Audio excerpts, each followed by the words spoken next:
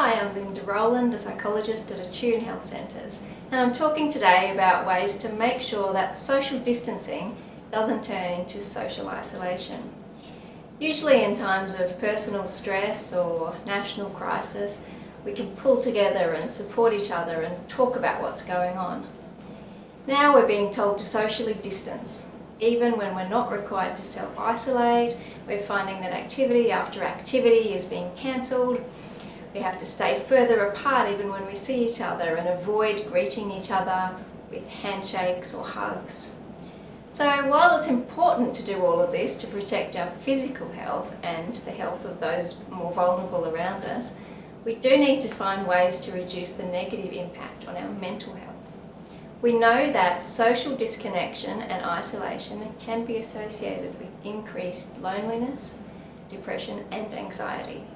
We also know on the flip side that feeling connected to and supported by other people is associated with reduced stress and feelings of well-being.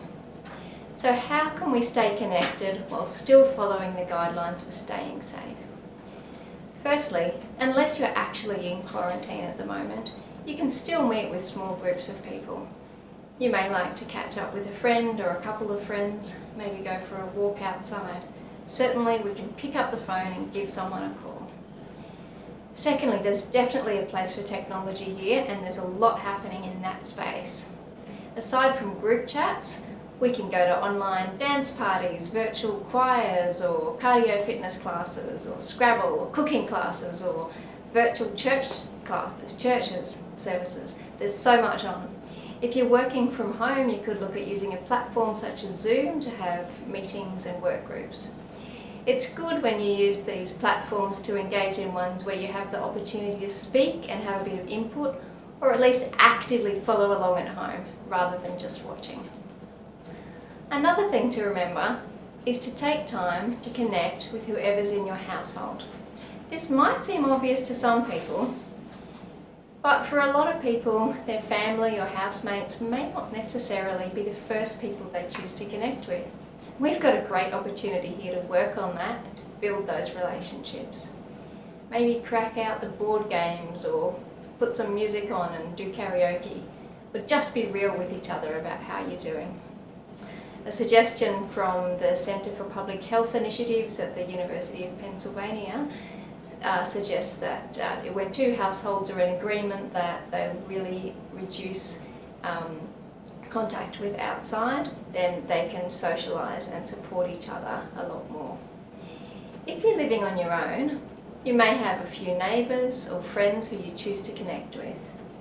It's important that we all think of those around us, not just ourselves.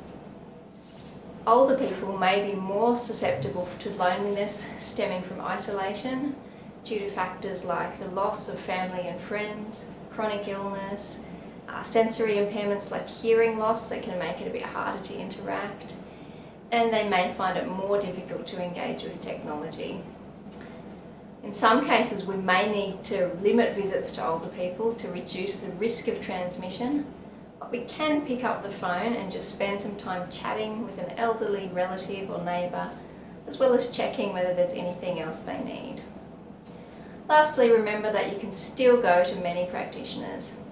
At Attune and other health centres, our doors are still open. There's lots of measures being taken to reduce infection, such as regular sterilising of surfaces.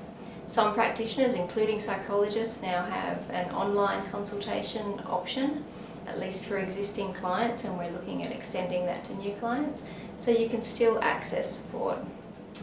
That's all from me now. Stay safe and stay connected.